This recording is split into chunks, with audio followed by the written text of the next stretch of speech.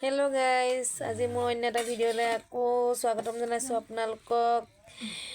আজি শুকুৰবাৰ আৰু শুকুৰবাৰ দিনা ৰাতি আমাক ভাত খাবলৈ নিমন্ত্ৰণ জনালে আমাৰ বোৱাৰীজনীৰ ঘৰত।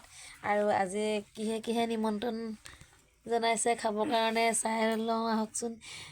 দালি, জাতিলাও, এয়া বিলাহী, মাছ, আলু, এয়া হৈছে মাংস, জ্বলা ভাজি। এয়া দেখিছে নহয়, এয়া দেখিছে নহয়,